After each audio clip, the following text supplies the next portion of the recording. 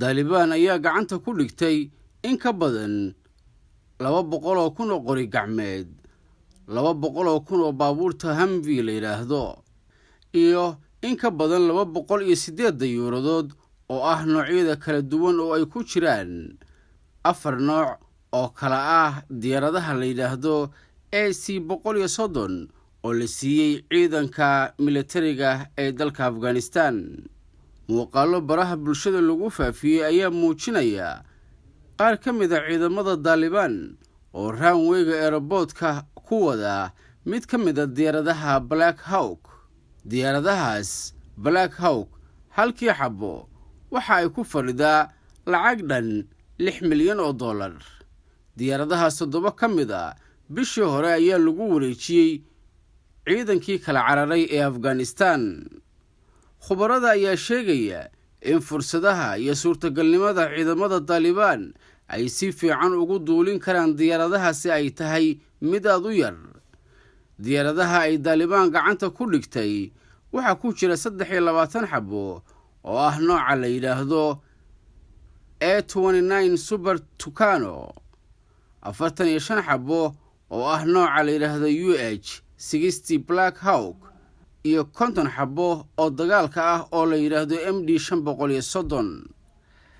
La taliyaha arrimaha qaranka Mareykanka Jake Sullivan ayaa toddobaadkii hore qiray in aanay sawir cad ka haynin sida loo qabsaday hub ku kacaya in ka badan 23 bilyan oo dollar oo haatan ku jira gacanta Taliban.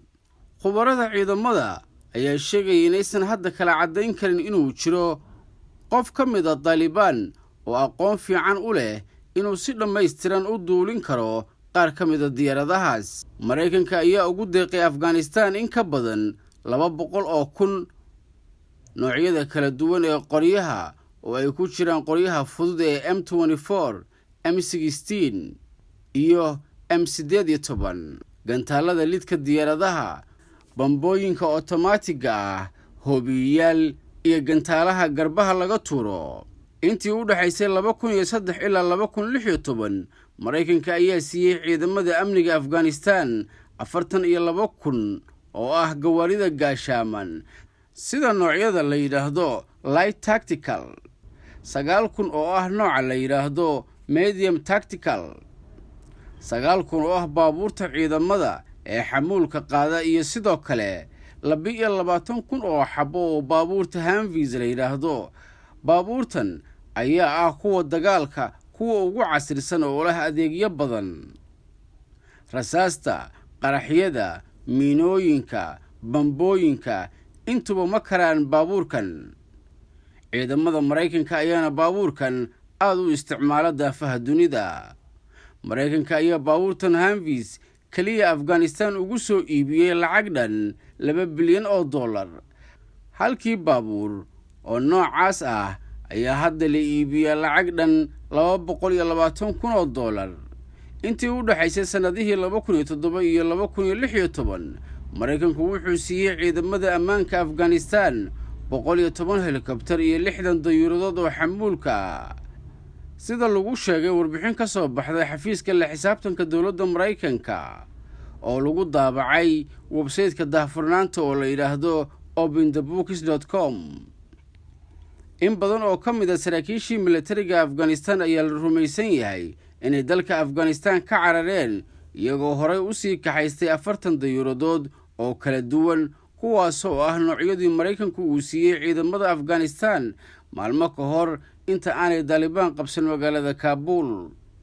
Haddaba waxaa isweydiin mudan, maxaa sababay inay si degdeg ah u burburto dowladdii Afghanistan ee la maalgelinayay muddo dhan 20 sano? Ciidanka Afghanistan wuxuu ahaa in ka badan 300,000. 2 jeer ayuu ka tiro iyo hub badnaaba ciidamada Taliban. Xagga tababarkana, ciidamada Afghanistan waxay haysteen tababaro aad u sarreeya. Sidaas oo ay tahay, ciidamada Taliban waxa ay qabsadeen dalka Afghanistan iyadoo aanay cidna xabad ku ridin, ayayna la wareegeen talada dalka Afghanistan. Ciidankii cirka ee Afghanistan, madaafiicdii goobta, kumaandoostii, sahankii iyo kuwii lugta midkoodna dagaal ma gelin. sababtoo ah ciidanka Afghanistan ma aanay haysan niyad ay ku diriraan, mana garanayn sabab ay u dhintaan. waxaana intaa u dheeraa inaysan bilo badan helin xuquuqdii ay lahaayeen. waxaana la sheegayay in badan madaxda ciidamadu ay lacagaha silnuusan jireen. Taliban waxay iibsadeen saraakiisha qaarkood sida xoguhu sheegayaan, ballanqaad ayayna u sameeyeen in xilalkooda loo deynayo. inta badan askartana mushahar ayay u qoreen.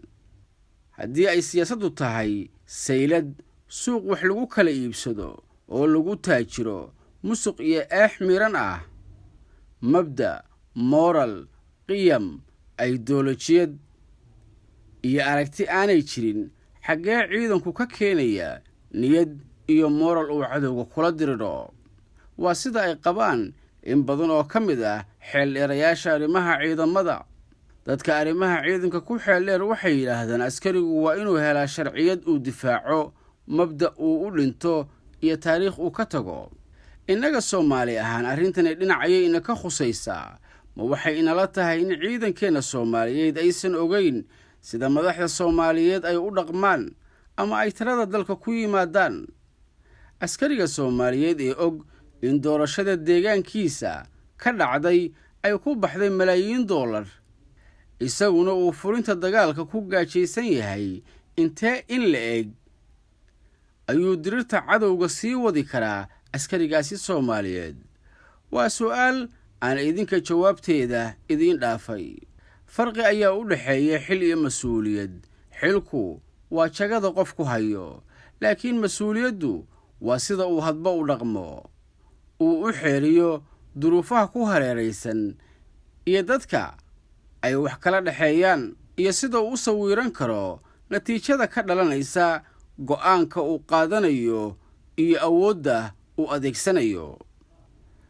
waxaa la isku raacsan yahay in madaxdii Afghanistan ee ugu horeeyo madaxweynihii cararay Ashraf Ghani in ay xilal hayeen, laakiinse aysan mas-uuliyiin ahayn.